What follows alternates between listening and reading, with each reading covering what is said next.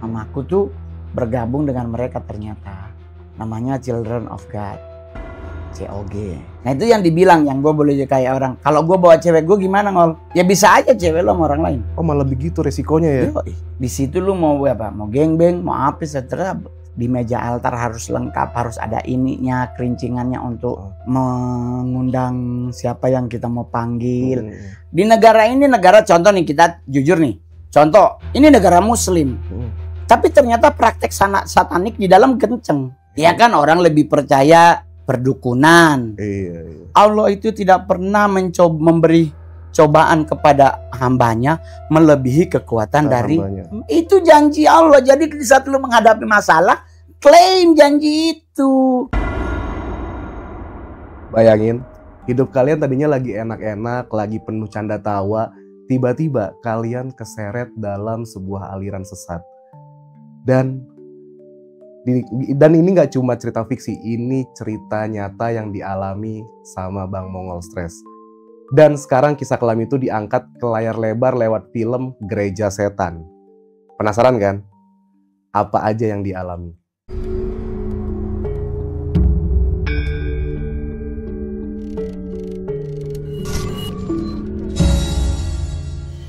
Yo, what's up bro? Balik lagi barengan gue, Irfan Jayani. Dan di video kali ini kita kedatangan narasumber yang mengalami pengalaman yang cukup kelam menurut gue. Kenapa? Karena dia masuk ke dalam sekte satanisme. Dan orangnya dari sebelah kita, langsung kita sapa aja. Halo Bang Mongol. Halo juga. Berasa kayak Jabla dipanggil. Gimana kabarnya Bang? Baik selalu bro. Menikmati hidup dengan indah. Menikmati hidup dengan indah. Yo, kecuali perjalanan ke sini ya. Jauh. Tapi justru itu kan itu namanya ritme bro. Kalau kita cuman keluar rumah tinggal ke sebelah kayak nggak ada something gitu. Tapi kalau dengan kita ke sini tuh kayak ada ngeliatin ini itu, dari situ kan bisa menikmati tuh hidup. Betul. Walaupun jauh tadi ya. Nggak ada masalah. Nggak ada masalah ya. Nggak ada masalah. Karena itu emang udah salah satu bagian dari hidup yang harus kita jalani. Kegiatan apa nih sekarang lagi dalam waktu dekat ini Bang Mongol? Dalam waktu dekat ini kita ke Mongol kebetulan akan gala premier film Mongol yang Lawan Yang Sesat Agar Tidak Terjerat Gereja Setan, gala. Jadi gala premier baru nanti kan di 11 September dia tayang perdana, jadi lagi sibuk promo ke sana kemari. Lagi sibuk tapi promo, juga ya. Tetap stand up jalan. Siap. Berarti udah film keberapa nih Bang Mongol? 43. Satu-satunya orang dari Sulawesi Utara yang paling banyak main film. Iya, saya orang Sulut yang main film paling banyak sampai hari ini.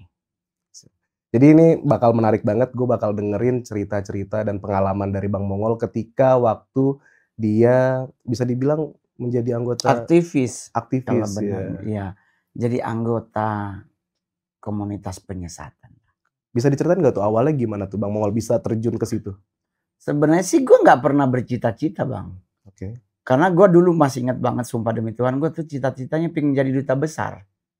Dari gue masih SMP tuh gue bahkan dulu gue sampai bercita-cita nanti gue kuliah di Fakultas Hukum, ambil hukum internasional, biar gue bisa kerja di kedutaan besar atau maksudnya kerja di Kementerian Luar Negeri, terus gue bisa jadi atase. Itu udah gue dari masih SMP mau masuk ke SMA tuh semuanya udah gue preparing untuk gue mau begini-begini. Tapi kan itu semua cuman sebatas cita-cita lah. Tapi di saat aslinya hidup itu ternyata prosesnya berbeda. Gua pas lulus SMP, gua di kampung, terus gua ke kota besarnya ke Manado. Gua dari kampung, dari kabupaten di tengah laut, batas dengan Filipina. Jadi gua pas ke Manado, gua berharap untuk sekolah SMA melanjutkan sesuai yang gua cita-citain tadi. Tapi ternyata tidak sama, nyampe di Manadonya keluarga gue nggak mengizinkan gue sekolah SMA. Justru gue jadi pembantu. Iya, gue dibawa ke rumah orang untuk jadi pembantu. Padahal keluarga gue juga bukan orang yang tidak mampu untuk menyekolahkan. Tapi ya itu fase. Di saat gue SMA itulah gue bergaul. Maksudnya kan kalau bahasa kita tuh punya tongkrongan. Jadi gue nongkrong di Manado tuh ada nama tongkrongan tuh Telkom. Karena di tempat kita nongkrong itu belakangnya kantor Kantor Telkom Telkom, gitu. ya. Jadi kita nongkrong di Telkom. Terus gue ketemu ada orang bule dateng ngajak join with us. Oke. Terus dia jelasin ada komunitas anak muda. Di saat itu gue juga nggak ada rasa, nggak berasa bang itu kalau nggak bener. Enggak, gue sumpah nggak berasa. Justru pas gue diajak dan gue merasa di sana mereka menerima kondisi gue tanpa bertanya gue siapa, ya gue merasa homey. Gue merasa seperti ketemu satu tempat yang tidak menghakimi, tidak menganggap gue nothing gitu. Udah ketemu, ya udah dari situ gue ikut kegiatannya. Apakah nggak mikir kalau itu dosa atau bertentangan dengan etika? Gue nggak mikir bro. Yang gue pikirin adalah di saat kita mendapatkan tempat yang memang kita merasa nyaman, homey kalau bahasanya anak Jaksel bilang. Dan selama itu gue juga nggak pernah lihat terjadi hal-hal yang di luar wajar, di luar batas kewajaran, ya gue nggak merasa keberatan di situ. Dan gue ikut sepersekian lama, gue ditabiskan, udah. Itu tahun berapa? Tahun 95, 96, 97 lah. 97-an ya? Iya. Dan itu bule yang emang random aja ya? Emang orang bule. Random gak sengaja ketemu ya? Enggak, jadi bukan random sengaja ketemu. Dia kebetulan datang ngelewatin tongkrongan kita yang tadi. Oh iya, gak sengaja ketemu ya? Iya, jadi itu kan tempat tongkrongan yang paling, kalau di Jakarta bilang tuh kayak Sudirman Tamrin lah, protokoler area. Jadi di situ tuh ada mall, ada korem, ada kantor pengadilan. Karena itu memang daerah grade A-nya di Manado gitu. Situ ada gedung juang, ada pusat perbelanjaan gitu. Tapi pas setelah gabung ke sana, Bang Mongol sempet nanya nggak sih sama bule yang waktu itu ngajak? Gue nggak pernah nanya bro. Kenapa aku gitu? Enggak, gue nggak pernah nanya karena gue di sana udah nyaman bro. Gue dihormati, maksud gue dianggap sebagai orang yang, padahal gue nggak senior, di atas gue masih ada banyak. Tapi di saat gue gabung, mereka tuh kayak lebih friendly ke Mongol gitu, kayak gimana gitu. Gue juga di atas gue, senior gue ada banyak bro. Tapi gue nggak tahu kenapa gue lebih, apa karena gue lebih apa ya, pinter, nggak juga pinter, ganteng nggak mungkin. Atau jangan-jangan dia bisa ngelihat sesuatu dari Bang. Nah itu yang gue pernah bilang di beberapa podcast, bahwa gue kalau mau nelisik nih, setelah gue udah keluar dari situ dan gue udah jadi seniman nih, gue jadi artis, gue punya duit yang gue boleh ngajak orang untuk ngobrol, terus gue kasih jajan 1 juta gitu. Yang penting gue bisa nyari tahu tentang mamaku tuh, gue lakuin itu di saat gue udah jadi artis tuh. Gue pulang Manado, gue cross check nih, kenapa gue bisa bergabung dengan komunitas ini gitu-gitu. Gue tanya ke teman-temannya itu, terus kenapa mama Ciming. Jadi mamaku tuh dipanggilnya Ciming. Ci itu kan Cina tuh. Kalau Cina kan manggil Cici, Cece gitu kan, atau Koko gitu. Nah, dipanggil nama mamaku tuh dipanggilnya Ciming. Gue tanya dia, iya kenapa mama dulu begini-begini. Jadi gue mengambil satu kesimpulan dari pertanyaan yang gue tanya ke orang-orang tersebut, dengan gue kasih ya salam tempel lah ya kan. Gue mengambil satu kesimpulan bahwa mamaku tuh ternyata dulu, bahkan ini dari adiknya, bahwa mama dulu tuh nggak pernah ke gereja tapi ikut satu komunitas begitu. Nah komunitas itu adalah komunitas yang tahun 89 di Indonesia dinyatakan sebagai sekte sesat. Bahkan pimpinannya dideportasi dari Indonesia. Itu ada di Indonesia tuh 89 tuh mereka dinyatakan sesat oleh pemerintah. Mamaku tuh bergabung dengan mereka ternyata. Namanya Children of God. COG. Children of God. Iya, COG. Jadi kemungkinan besar kenapa mereka kayak gimana ke Mongol tuh karena mungkin dari jalur by mama tuh. Karena mama juga udah bagian dari mereka. Tapi kan secara tidak langsung ada ikatan ya. Iya. Udah ada covenant member itu namanya, ikatan perjanjian antara ini ke ini. Karena gue nggak pinter-pinter banget bro. Gua bahkan sampai hari ini pun kita ngonten bareng, gua nggak ganteng. Masih lebih gantengan Jeffrey Nicole dibandingkan gue. Ya kan? Ya jujur-jujurnya kita dosa bohong kan. Nggak usah pakai alasan wah gua diundang Mongol nggak enak. Ya jujur aja gua nggak ganteng. Sama Bang. Tetapi kita kalau berpikir karena gua ganteng nggak mungkin. Berarti kan ada something yang membuat tim satanik ini menganggap gua lebih, karena sepersekian setelah gua menjadi anggota, gua ikut ritual sepersekian lama, terus gua juga udah bisa melihat something yang orang lain nggak lihat. Gua bisa berkomunikasi, atau gua ditabiskan. Mungkin kalau bahasa itunya dibayat gitu. Dibayat ya? Iya, dibayat untuk menjadi salah satu leadership committee, namanya LC, bukan karaoke. LC karaoke mah suara jelek nyanyi sejuta. Ya. Kadang lebih lagi ya. Jelek tergantung goyang. Jelek banget suaranya. Udah gitu suka ngeborong lagu lagi gua. Itu yang gue selalu bilang ke teman-teman, kalau lu pingin suara lu jelek pingin nyanyi karaoke. Memang itu tempatnya untuk lu nyanyi. Lu mau teriak 5 lagu juga. Betul. Paling komputernya yang keluarin nyengir ada cabenya di gigi gitu. Jadi gue ditabiskan jadi anggota, terus gue langsung kita kayak semacam ada kursus gitu loh Bang. School of ini, school of itu, school of ini. Jadi gue langsung masuk school. Dari situ apa yang gue miliki waktu dari gue kecil terasa di situ. Apa tuh? Mata. Dari kecil gue dari usia 4-5 tahun gue udah bisa melihat something. Hal ini ya, goib ya? Goib. Dan tidak melihat hanya sebatas mungkin kalau bahasa kita berbentuk spirit. Tapi gue melihat nyata di atas bubungan rumah gue. Waktu emak gue meninggal ada 7 orang berdiri warna hitam, sayap hitam. Like bird, kayak burung. Itu udah masih usia 4-5 tahunan tuh mak gue meninggal tuh. Di saat gue nutupin matanya begini, mata gue yang satu yang terbuka. Dan makin terasa tidak hanya untuk malam, siang pun gue bisa melihat. Berarti siang pun ada sebenarnya? Ada lah. Sosok begitu? Ada. Jadi tidak hanya dalam batasan malam gue bisa melihat siang malam. Gue bisa melihat apapun. Makin terasa. Ya kan? Dan tidak lagi berbentuk territory only, tapi ke demons, the dark angel. Itu mulai terasa di saat gue udah bergabung di sana setelah melewati beberapa sekolah yang ada. Belajar satanic finger, belajar buka portal, begitu-begitu. Belajar penggunaan jari, kayak gitu. Berarti semakin terasa matanya? Makin terasa Bang. Jadi yang sebelumnya kita harus untuk kayak orang-orang yang sekarang lagi ngetren di Jakarta tuh tentang Gotia,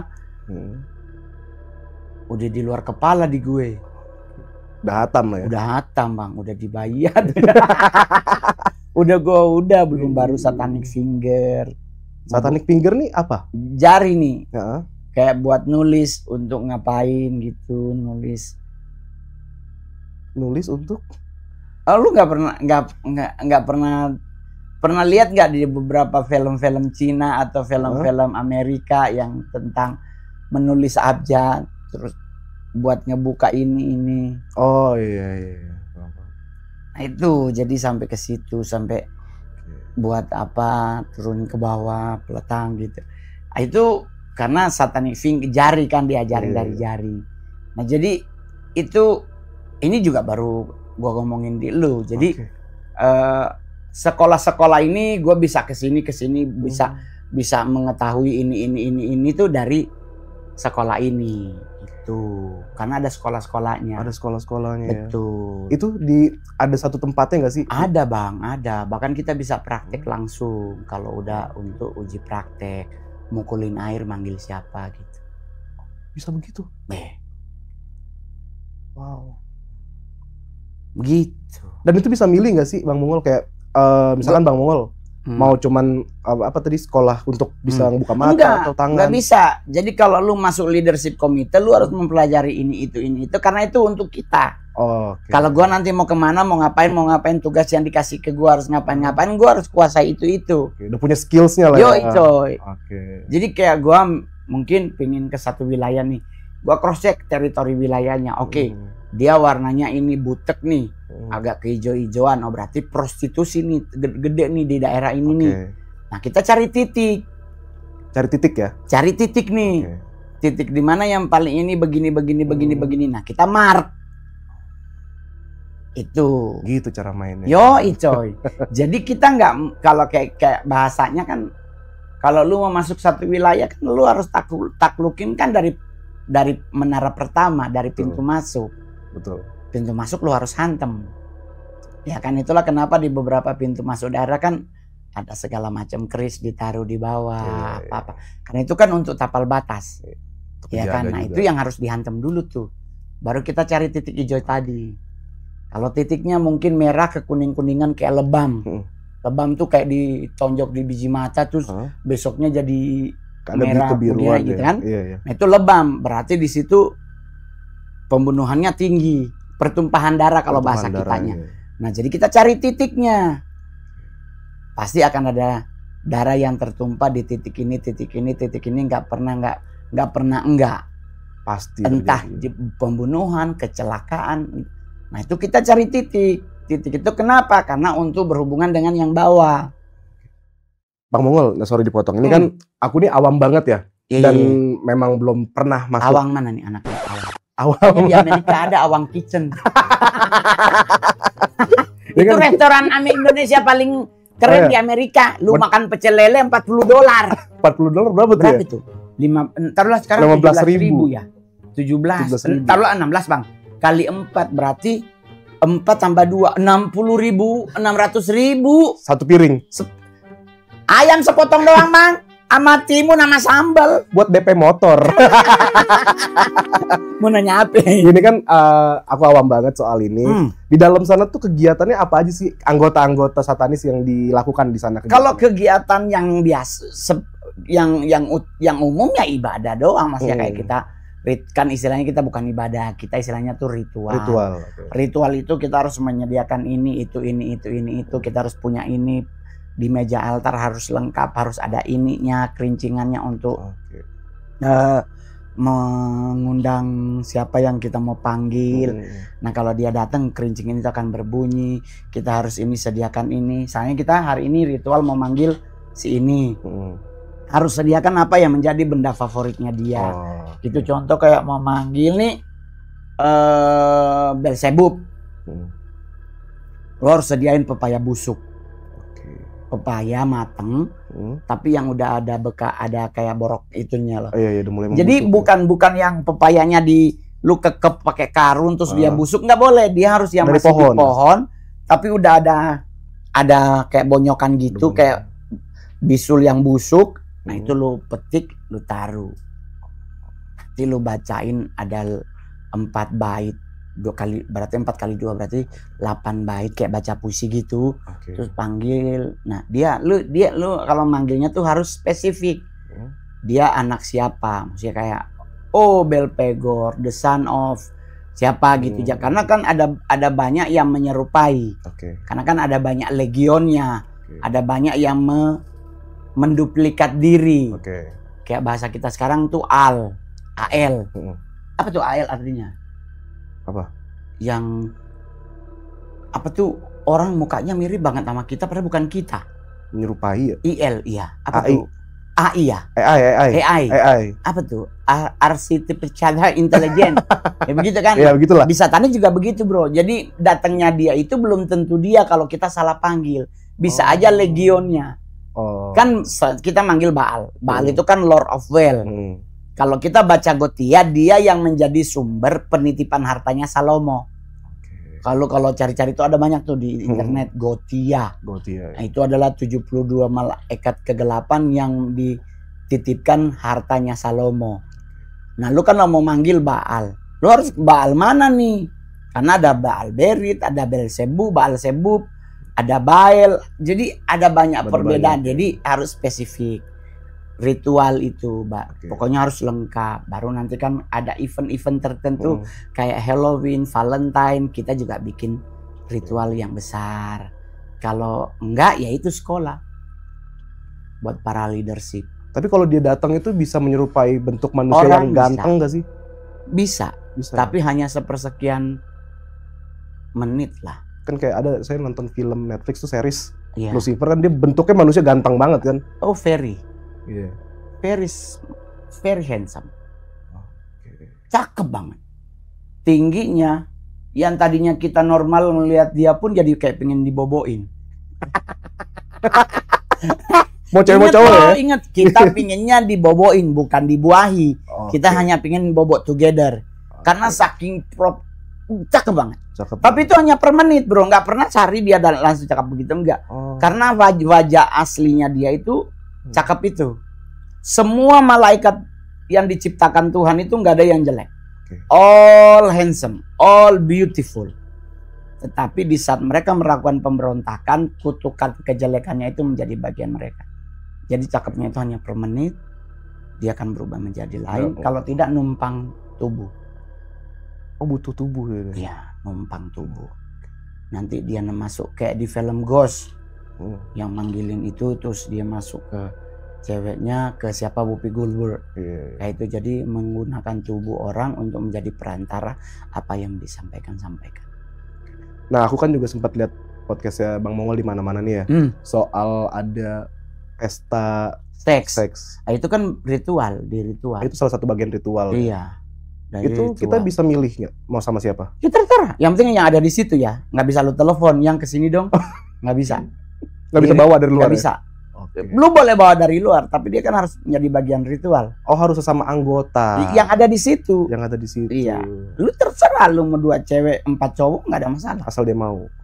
Nggak mungkin nggak mau. Pasti mau. Karena atmosfer udah dikendalikan. Nah itu yang dibilang, yang gue boleh kayak orang. Kalau gue bawa cewek gue gimana ngol? Ya bisa aja cewek lo sama orang lain. Oh, malah begitu resikonya ya. Yoi. Dengan jangan bawa cewek kita ya. Iya. Di situ lu mau apa? Mau gengbeng, mau apa, seterah. Sesama jenis? Bisa jadi.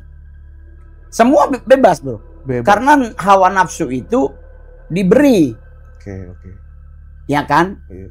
Kalau dalam agama, hawa nafsu itu tidak diberi, tapi dikendalikan. Betul. Kalau di satanik, nggak ada pengendaliannya. Hantem, kromo. Oke. Sudah hari ini lu sama cewek, besok lu bisa sama cowok. Begitu. Jadi benar-benar free. Itu namanya santap kasih bersama. Kalau bahasa kita. Masih buka pendaftaran nggak sih Bang? Masih sih. Ya, mau. Masih. Jadi kita di sana tuh begitu tuh emang udah ending ritualnya, nanti biasanya selesai jam 2 baru pulang masing-masing. Oke. Tapi kan kalau buat orang-orang tertentu udah bawa duit pulang gitu. Itu tempatnya tuh di rumah Ballroom. atau Biasanya ballroom? kita menggunakan, kalau ritual kecil ya di rumah siapa gitu. Anggotanya salah satunya biasanya mengontrak rumah, terus bisa dibikin kegiatan atau bisa ke puncak dibikin smaller ritual pas full moon bla dan bla bla, endingnya begitu.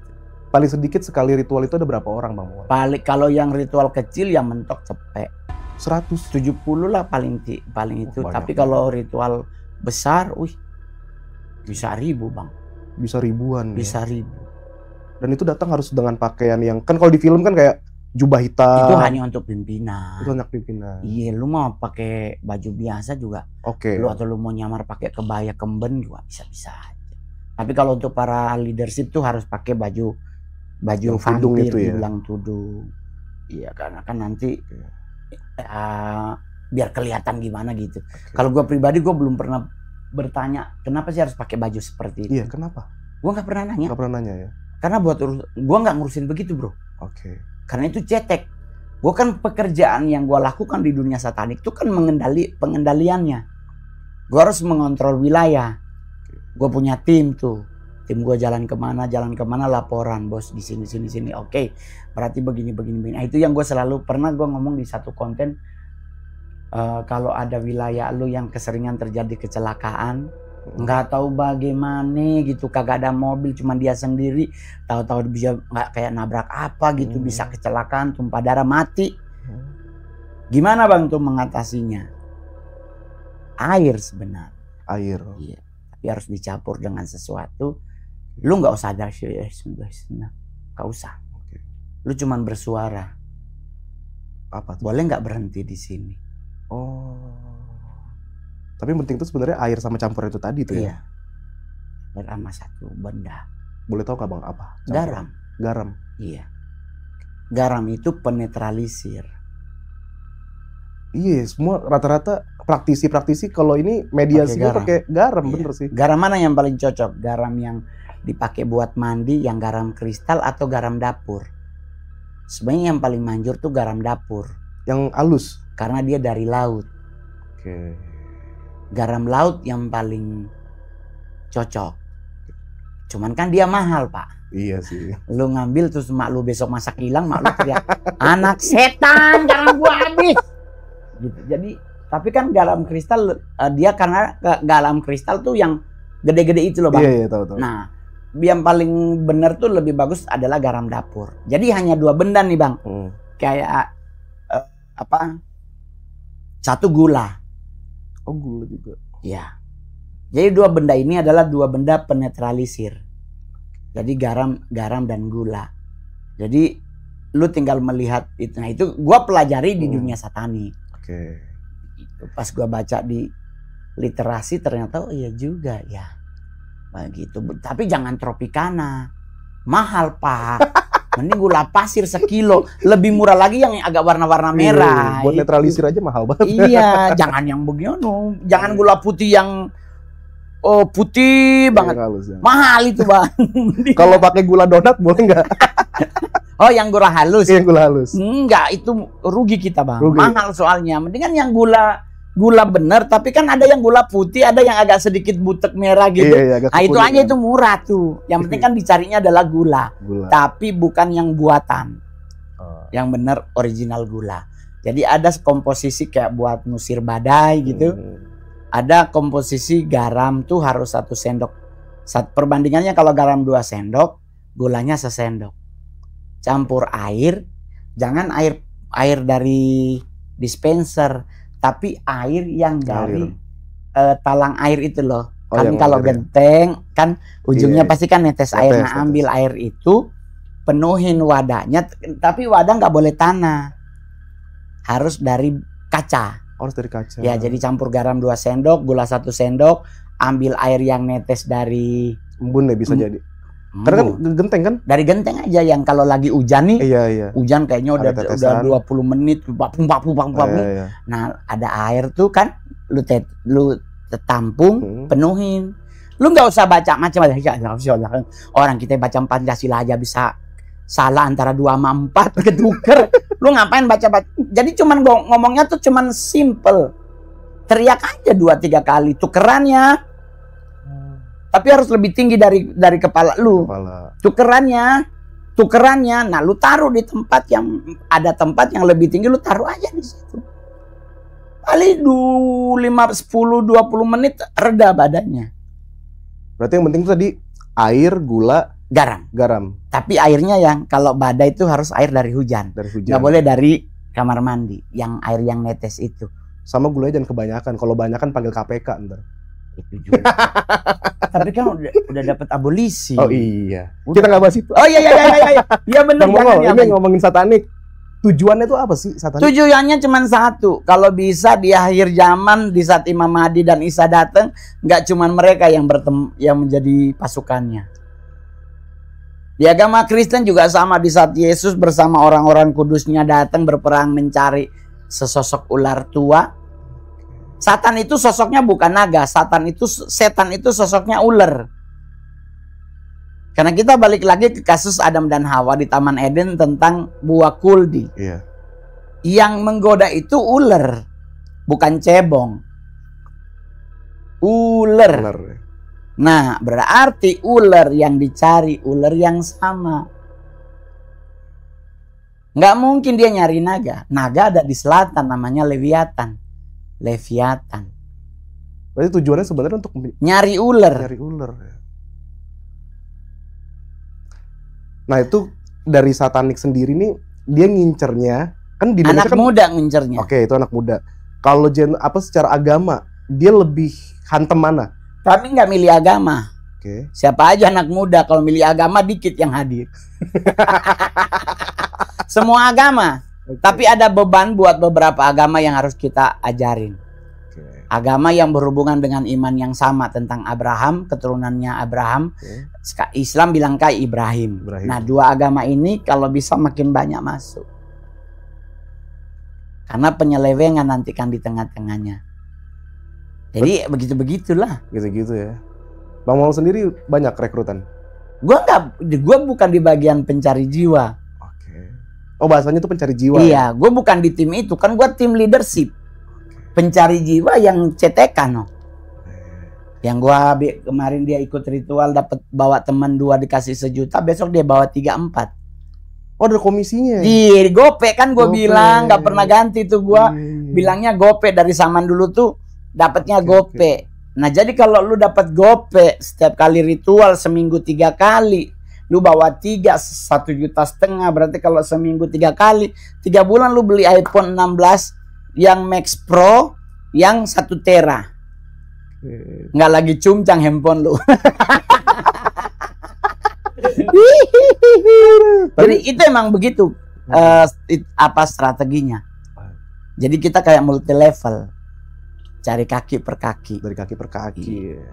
Bang Mongol, pernah nggak sih ngalamin hal yang menyeramkan ketika berada di dalam sekte itu? Nggak pernah. Nggak pernah ya? Nggak pernah. Karena kita kan ces-cesan.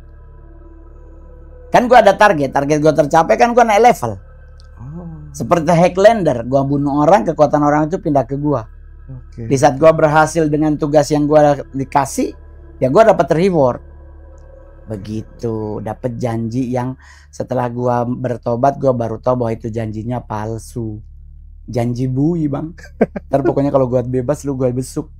Sampai Tuhan datang gak dibesuk-besuk yang dijanjiin sampai udah ditembak mah.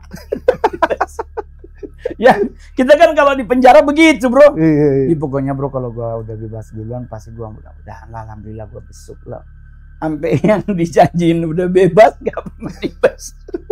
Nah di satanik juga begitu. Gua baru bilang tuh ini gua baru bilang semua nih dalam bentuk JB. Janji bui. Jadi buat cewek-cewek yang nonton ini, kalau lu punya pacar hanya penuh dengan janji, kasih nama Mr. JB. Janji bui. Tapi satanik ini nih dia luas nggak sih jangkauannya? Luas bang, all the world. Seluruh dunia. Yes. Tinggal perbedaannya di tempat itu ada komunitas atau hanya prakteknya. Kan ada praktek satanisme, ada komunitas satanisme. Jadi di wilayah ini dia ada komunitasnya atau hanya ada prakteknya. Kalau dia seperti praktek. Di negara ini, negara contoh nih, kita jujur nih. Contoh, ini negara muslim. Tapi ternyata praktek satanik di dalam kenceng. Ya kan orang lebih percaya perdukunan. Orang pesugihan lebih percaya karena katanya minta-minta sama Allah kagak dikasih-kasih. Iya kan? Ya, kita udah sholat tahajud semua udah dilakuin. Udah rajin ke gereja, ibadah, Alkitab udah dibaca. Kamis malam Jumat kita sebelum Sunnah Rasul udah tadarusan. Kagak dapet. Ngomong-ngomong Bang Mongol paham banget soal agama Islam kayaknya. Iya kan? Karena tadarusan itu mempertebal iman bro. Iya. Betul. Ya kan? Kalau lu sholat Jumat belum tentu imanmu tebel. Karena mayoritas orang datang sholat Jumat kan udah mendekat waladol. Amin. Berarti sebenarnya kayak orang percaya selain Allah itu berarti bisa dikategorikan satanis ya? Sebenarnya praktek satanisme juga yang berbahaya. Orang lebih banyak kan apa? Percaya sama horoskop. Oh iya. Anak-anak muda sekarang mana ada dia tahu janji Allah dalam hidup. Apa sih bang janji Allah dalam hidup kalau agama Islam? Itu kalimatnya tuh keren banget. Allah itu tidak pernah memberi cobaan kepada hambanya melebihi kekuatan dari hambanya. Itu janji Allah. Jadi di saat lu menghadapi masalah, klaim janji itu. Yang lu percaya, oh gua Taurus nggak cocok sama ini matamu.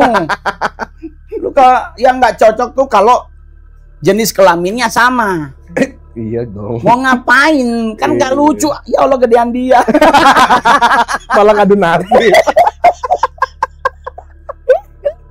Jadi praktek satanisnya tuh di daerah ini adanya komunitas atau ada prakteknya. Oke. Nah kalau dia nggak ada komunitas tapi ada prakteknya sama juga. Sama juga ya. Negara itu juga dirongrong oleh penyesatan. Yang paling berbahaya tuh bukan cuma komunitas, prakteknya.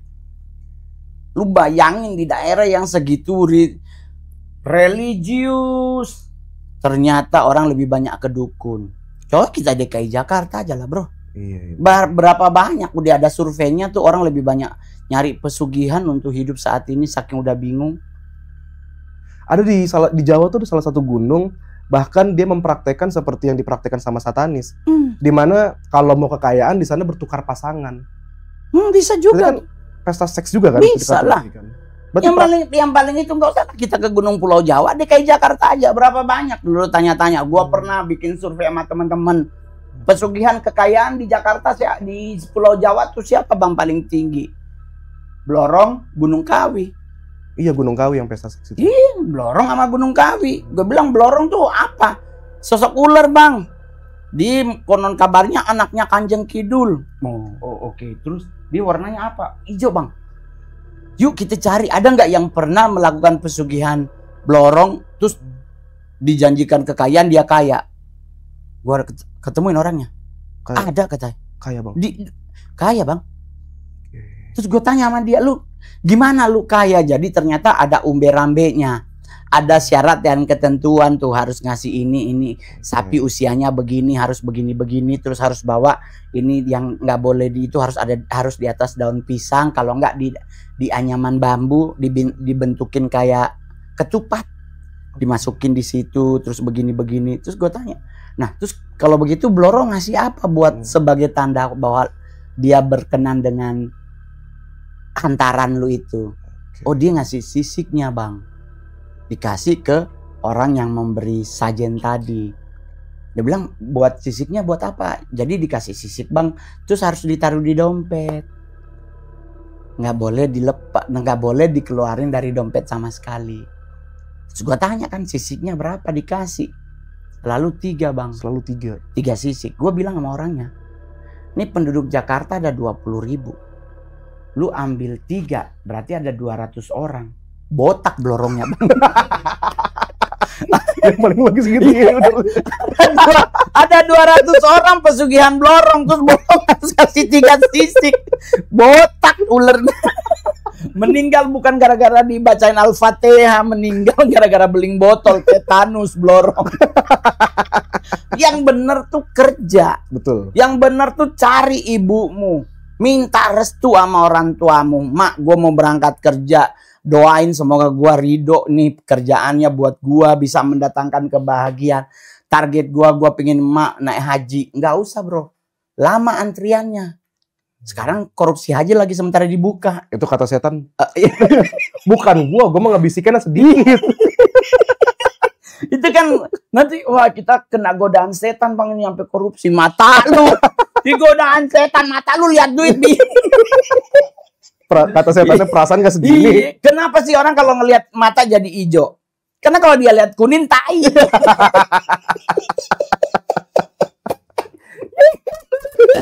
Ya, jadi mendingan ke orang tua. Betul. Di saat lu punya kesempatan, coba hatamin Quran. Sehari, seminggu sekali aja bro. Dalam 1 tahun seminggu kalau nggak salah, kalau perhitungan Mongol, lu bisa hatam Quran sampai selesai. Terus nikmat Allah apa lagi yang, tapi bang gua begini-begini aja hidup gua. Lalu bangun pagi masih hidup, itu hidup bro. Betul. Lu mau bangun pagi geser bibir lu? Ya kan, jadi tinggal menikmati. Nah itu gue dapet di mana? Di saat gue mulai berubah, gue menemukan orang. Kenapa sih abang gak bertobat ke Islam? Ya karena gue yang nemuin gue pendeta. Gak mungkin kan gue ketemu pendeta terus totok agamanya beda sama pendeta. Tapi gue yang nemuin gue pendeta. Tapi dari hidup itu gue belajar banyak. Gue mencontoh seorang siapa aja. Gue contoh Buddha Gautama. Gue contoh Nabi Muhammad yang gak pernah ngajar ribut orang. Di setiap ada kasus apapun ribut, dia selalu milih menghindar. Gua juga lihat Yesus di Alkitab, di saat ini dia selalu lebih menghindar. Kenapa? Karena lebih cinta damai. Nah itu hal-hal seperti itu ya gue contoh bro. Karena buat gua contoh hidup itu kita bisa mencontoh dari mereka-mereka yang punya pengalaman hidup yang lebih. Gue masih cetek bro. Gue masih bisa marah per detik. Marah Mongol kan kadang semua orang sampai harus menjaga gue marah tuh jangan sampai gue balik ke sana. Karena emosi dan seks dan uang adalah 3 hal yang harus gue hindari. Bukan gue bengkok bibir emosi. Gue takutnya ngegetok pintu apa, ngegetok tembok terus dikirain sana gue lagi manggil. Oh iya. Begitu. Jadi gue kalau lagi emosi bro, lu boleh tanya sama orang rumah, lu tanya sama siapa aja. Gue tuh selalu pergi sendiri. Menghindar ya? Iya, gue jujur lu tanya di Unul Vista yang di Sarina, gue itu sampai member di situ. Gue nyanyi 2 jam, gue entah nyanyi 2 lagu, sisanya gue tidur. Gue selalu begitu. Kalau enggak gue lagi di jalan-jalan, gue selalu nyari pantai. Jadi gue tenang, karena kalau gue marah tuh gue takut gitu. Gue kayak membuka celah untuk gue kembali ke komunitas itu. Lebih menakutkan ke diri sendiri iya bro, sebenarnya. gila aja bro. Di agama Mongol Kristen tuh diajarin di saat gue bertobat, 1 setan yang dikeluarin dari gue.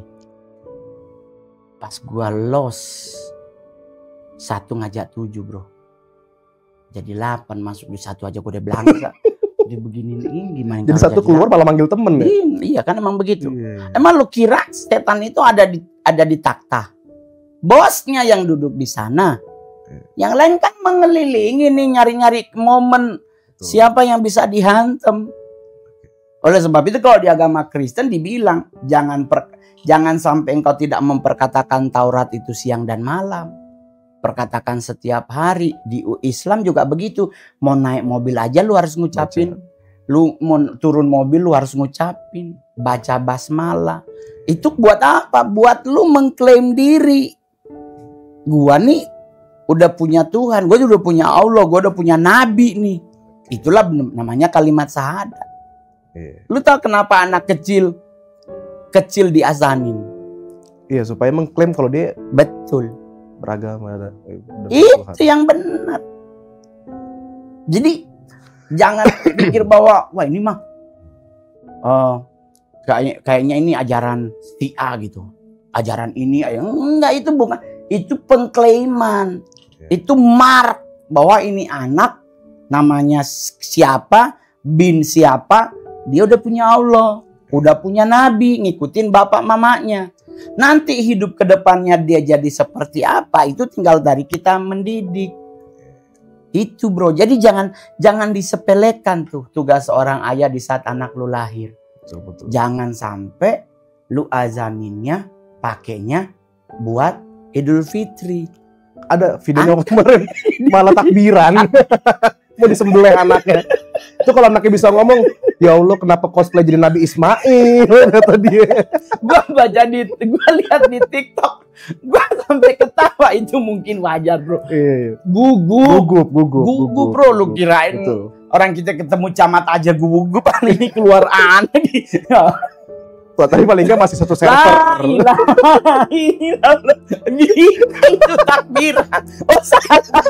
Yang repot anaknya lahir tiba-tiba nyanyi persembahan. Lah kan Islam. Jadi kayak begitu bro. Jadi dalam dunia satanik itu dia memang saklek.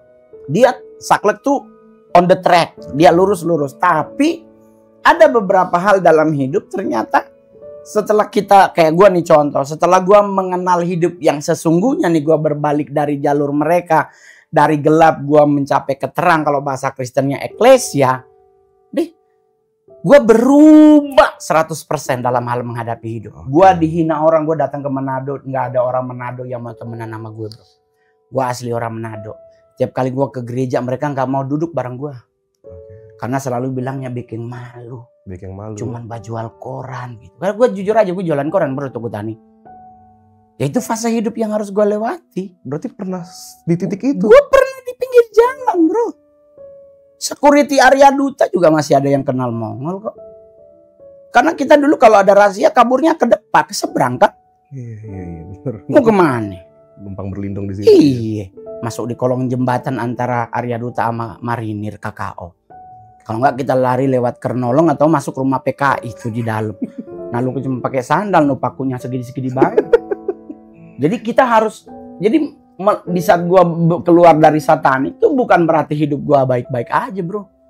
Gue harus di titik terendah yang dihina orang. Akhirnya gue bergaul dengan orang Batak.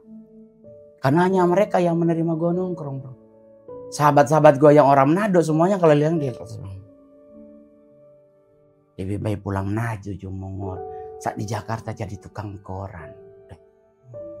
Di situ gue harus berjuang bro. Gue tidak pernah mempersalahkan apa yang terjadi dalam hidup gue sama Tuhan. Gue selalu bilangnya pakai bahasa Manado, Tuhan kemana ngana bawa kita ikut. Artinya Tuhan kemana engkau bawa, Mongol akan selalu ikut. Mau di lembah kekelaman sekalipun gue masuk Cipinang 4 bulan gue jabanin. Nangis pasti bro. Tapi gue gak pernah kasih lihat tangisan gue di depan orang. Kayaknya itu tuh. Jangan membenci dirimu sendiri karena itu bukan tugas kita. Tugas orang lain. Orang lain yang punya tugas. Jadi gue gak pernah wah lu kan ini enggak. Gue melewati fase tuh enak banget bro. Enak banget. Jadi di saat gue hidup di jalanan gue gak kaget bro. Sekarang gue jadi stand up comedian termahal, gue gak kaget lagi. Garis bawahin, termahal. Ya, gue gak pernah kaget bro. Kalaupun gue ambruk, gue udah pernah hidup di jalanan bro. Orang yang pernah hidup di jalanan tahu memaknai hidup. Betul. Lu tahu bagaimana rasa kopi Starling. Iya. Lu bahkan bisa, wah, coba lu orang kaya. Betul. Ya kan? Kurang apa bawa timbangan kalau perlu nasinya berapa kalori, berapa lemaknya. Kita duduk warteg angkat kaki juga jadi. Betul. Kuku lu kan nanti ada kotor kalau ada cacing perculi. Kan ada cacing sebesarnya gua gigit juga hancur cacingnya. Mati kan. Jadi tinggal menikmati aja. Nggak pernah gua ribet. Tapi apakah ilmu yang gua kuasai di gereja setan dulu sampai hari ini masih ada? Masih sumpah demi Tuhan Yesus, masih. Karena gua dapatnya dari belajar, bukan gua dapatnya dari petilasan, ngamal di bawah pohon beringin. Enggak, dipelajari karena ada gurunya pakai whiteboard. Jadi ini buat ini lu selatan, utara siapa, begini apa yang lu harus. Utara itu kalau bisa ditaklukkan berarti udah akan mendekati endingnya dunia. Karena lu coba cek di internet. Laut yang tidak bisa dikuasai adalah wilayah utara. Kutub ya? Iya di laut daerah utara. Selatan terkuasai. Timur terkuasai. Tapi utara kalau sekali dia batuk nyemplung semua ke bawah. Ini kita flashback ke belakang tadi nih bang. Bukan ceritanya. Kira. Lagi bahasa Inggris. Gue flashback bro. Daripada flash disk. Flash di belakang. Maksudnya gue pikir flash di belakang. Daripada flash disk nanti kesebar. Aduh. Tapi itu lucu loh warna hitam. Gede banget. Iya sih. Aduh. Itu kalau ya Allah cipirit. Potong. Jelas ya. Tadi kan di sana tuh homey banget kan ya? Iya, berarti mereka memperlakukan Bang Mongol tuh bener-bener nice banget, baik banget. Bener. Itu akhirnya kebawa nggak sih sampai ke karakternya Bang Mongol ketika di luar sekte itu? Kalau sekarang nih, gue dari pertama kali gue jadi stand up bahkan sebelumnya gue tuh selalu mengayomi. Gue bisa nampung orang banyak di rumah gue, padahal rumah gue kecil. Gue bisa hidupin mereka, gue bisa perlakukan mereka dengan benar-benar gue anggap mereka saudara. Karena gue boleh jujur bro, satu hal yang gue bersyukur adalah sampai hari ini gue menang dari 3 hal. Seks, duit, emosi. Seks, duit, dan emosi. Iya. Padahal, lu percaya nggak bro? Gue udah 10 tahun lebih nggak begini. 10 tahun? Dari 11 tahun, Pak. 14 tahun kalau gue boleh jujur. Dari gue jadi stand up comedian tahun 2011 sampai hari ini, gue belum pernah begini sama siapapun. Bentar dipotong nih bang. Ini kan harus, sumpah demi Tuhan Yesus. Tapi harus tersalur kan? Maksudnya 14 tahun. Iya, jujur. Ini yang gue selalu bilang. Ini yang gue menang. Gue nggak ngerokok bro. Gue nggak alkoholik. Gue bahkan sampai hari ini Minuman gua adalah teh manis, bro. Oke. Gua ngerokok enggak, bro.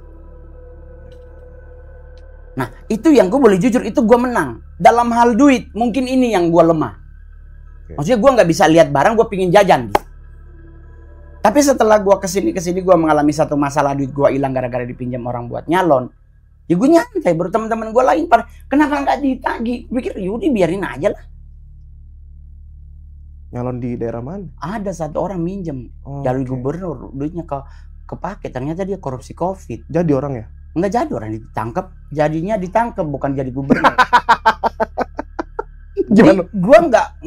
Tapi kalau orang nanya pelampiasannya gimana? Nah, ini juga banyak yang nanya ke gue, Bang. Kalau kita melakukan hubungan seks sebelum menikah, boleh nggak? Itu kan menurut hukum agama zina. Kalau kita nggak melakukan, pusing, iya kan? Iya. Sekarang contoh nih lo. Oke. Ini gue juga bisa jadi contoh. Lu pasti sudah pernah begini. Sekarang lu diperhadapkan nggak boleh, bro. Atau lu udah berkeluarga terus lu jadi duda. Lu nggak boleh begitu karena itu zina. Oke. Lu mau ngapain? Ini kalau aku ya, ya mau nggak mau solo akhirnya. Yoi. 5 dasar Pancasila kan? Iya. 51. Iya. Benar. Nah sekarang, apakah lu pikir itu bukan dosa? Dosa sih. Dosa. Karena dosa tidak hanya dilakukan, timbul dalam pikiran lu juga itu dosa. Betul. Sekarang lu main 51. Memang lu mikirnya main bola? Lu mikirnya main padel nggak? Atau lu mikirin teteknya Madonna? Enggak sih, pasti mikir perempuan sih. Sekarang lu lakuin dosa? Dosa. Lu nggak lakuin pusing? Prostat. Iya.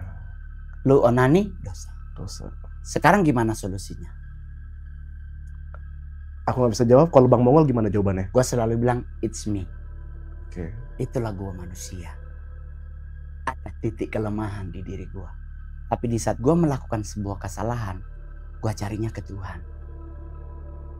Gua nggak melakukan hubungan seks, tapi sumpah demi Tuhan gua onani, bro. Gua nggak bohong. Dosa gua bohong. Iya. Tapi kenapa gua nggak melakukan? Karena gua ada 2 hal yang gua ikat. 1 dosa, 1 jebakan. Ingat bro, gua bukan sombong, gua artis istilah orang Jakarta, tapi gua selalu bilang gua seniman. Karena yang gua kejar karir, yang gua kejar adalah karya, bukan sensasi. Sekarang kita dapat cewek, terus ceweknya lapor polisi. Iya benar. Wah lu ternyata dilecehkan, ada bukti hasil visum. Padahal sebenarnya dia yang ya kan, sebenarnya dia yang memulai. Iya. Tapi karena ada hasil visum kita kalah. Jadi apa yang itu gue jujur sumpah demi Tuhan Yesus, gue melakukan onani. Karena daripada gue prostat, gue nggak punya duit untuk pergi ke luar negeri obat. Tapi itulah hidup. Di saat gue melakukan sebuah kesalahan, gue carinya Tuhan, bukan gue carinya orang. Karena kalau gue cerita ke teman, besoknya nyebar.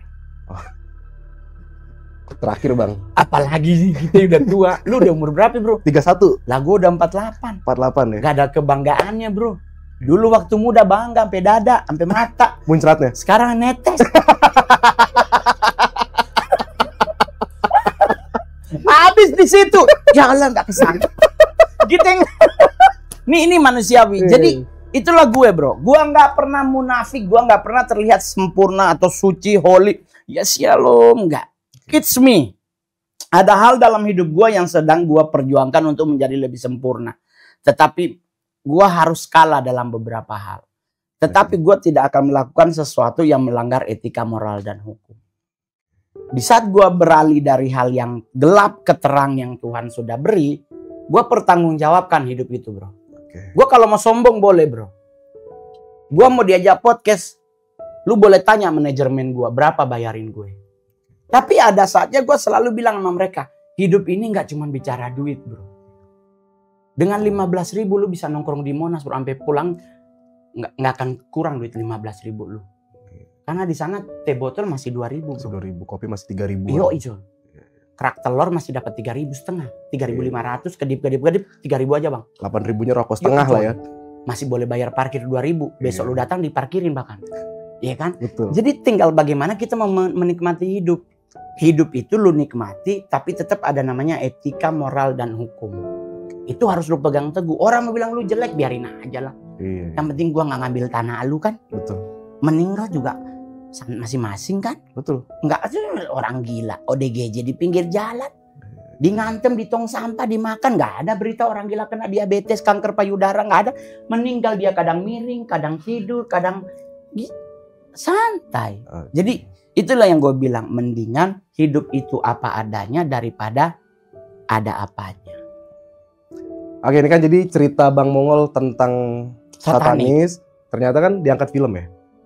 Jadi satanik film ini film dari beberapa cerita, kan dibilang situ true event. Oke. Baru ada beberapa yang tentang Mongol, terus Mongol ikut terlibat dalam penulisan skenario menjadi sumber. Begitu. Tapi buat anak-anak muda yang nonton konten ini, lu pingin sukses, pingin berhasil, itu melewati fase, bro. Lu nanam kacang nggak mungkin langsung jadi kacang. Betul. UMP Jakarta berapa sekarang, bro? 4 sekian ya. 4 sekian. Iya. Serang 2 sekian ya? Apa 3? 3,2. Nah, lu punya gaji 3 juta. Ya. Taruhlah 3,2. Lu kasih mama lu 500, bro. Lah nggak lu kasih aja emak lu, doain lu tiap hari. Apalagi dikasih. Lu masih ngorok, no mak lu udah mau bangun masak pagi, tapi dia sempat sholat, anaknya dibawa dalam doa. Setambeng apapun, kalau bahasa anak Jakarta, seanjing apapun kelakuan lu, emak lu tetap ngedoain lu, bro. Betul. Di saat lu punya duit, beri. Gue taruhan leher kita, lu kasih duit lu, emak lu 500, tetap dia pakai buat dapur. Betul. Itu sandalnya udah compeng, dia nggak beli baru padahal bisa dari 500, dia manggil tukang apa, jahitin dong. Itu doanya nggak mungkin, itu lu udah punya golden ticket surga. Betul. Jadi kalau buat teman-teman semua yang masih punya, kalau gue udah yatim piatu dari umur 5 tahun, tapi gue tahu bagaimana memaknai hidup. Jadi di saat lu masih punya orang tua, mungkin orang tua lu bawel, itu manusiawi. Tapi di saat lu memberi, apalagi lu sampai ngumpulin duit, ngasih kejutan untuk dia umroh, nggak usahlah haji. Panjang antrian kita. Betul. Takutnya keburu dipanggil Allah, dia belum sempat berangkat. Betul. Tapi kalau dia udah umroh, itu kan small haji kecil, tapi dia udah ke tanah suci. Ya Allah, Bo. Pasti di sana lu yang paling pertama dia doain. Anaknya biar dapet jodoh, anaknya sukses. Dia nggak peduli sama dirinya. Dia compang-camping, dia juga santai, bro. Betul. Jadi buat teman-teman, hargai orang tua. Karena itu adalah batu loncatan lu untuk mencapai surga dengan sempurna. Itu terus gue pingin tuh anak-anak muda jadi anak-anak muda yang cemerlang. Karena gue sendiri belangsak hidup gue. Gue kalau benar orang nggak mungkin gue gabung dengan satanik. Tapi karena gue nggak punya pegangan hidup, orang tua gue meninggal dari gue umur 45 tahun. Jadi gue nggak tahu mana yang benar, mana yang tidak. Gue dididik oleh oma yang tidak mau memperlakukan gue sebagai cucu. Gue Kristen, bro. Gue dari kecil nggak pernah makan babi. Itulah kenapa gue hebohkan gue Kristennya syariah. Karena gue nggak makan babi, gue hatam Al-Fatihah, gue hatam Anas. Gue udah baca Quran 2 kali sampai selesai terjemahannya. Nah lu aja belum pernah selesai. Iya kan, jadi ayolah berlomba-lomba. Nggak usah hatam-hatam banget, nggak usah sampai di lu mau persiapan jadi ustadz, nggak usah lah, bro. Tapi dari semua Quran, dari semua Alkitab, banyak hal-hal yang baik yang bisa jadi pegangan hidup. Kayak gue anak satanik, lu kirain gampang, bro? Gue harus mapping atas nih kalau gue keluar ke sini. Lu gimana kalau seandainya tahu ada seseorang yang di jalan tol terus disusupin dirinya, terus tahu dia nabrak kiri nabrak kanan terus gua mati? Lu kirain gampang? Tapi gua selalu bilang, Tuhan tuh udah ngejanjiin rancangan hidup manusia itu bukan kecelakaan, tapi rancangan hari depan yang cerah. Itu yang gua pegang. Gua berangkat. Santai. Tuh. Luar biasa. Jadi ini kita bakal mabuk dulu, Bang. Mabuk dulu sih. Kita bakal ngobrol-ngobrol juga soal film setan. Betul. Jadi nanti kita undang juga salah satu orang yang berperan juga ya. Betul banget. Dalam dia film yang ini. Iya, dia yang membuat film ini salah satunya akhirnya jadi sebuah karya. Jadi sebuah karya. Dari tadinya hanya obrolan. Oke. Orangnya udah dari sebelah sana. Iya. Jadi teman-teman semuanya, Lu kan pasti tertarik dengan konten ini. Lu akhirnya dari tertarik mencintai konten ini. Dan di saat engkau mencintai, jadilah bagian dari keluarga konten ini. Caranya gimana bang? Subscribe lah. Jangan cuma jadi viewer. Subscribe. Kalau nggak mau komen nggak apa-apa. Tapi pencet loncengnya biar lu yang paling pertama kalau ada konten lagi. Jangan lupa ya. Akhir kata dari gue Irfan Jayani dan Bang Mongol. Mongol Dr. Andes Insinyur ya. Raus pisan. Raus pisan. Cicing.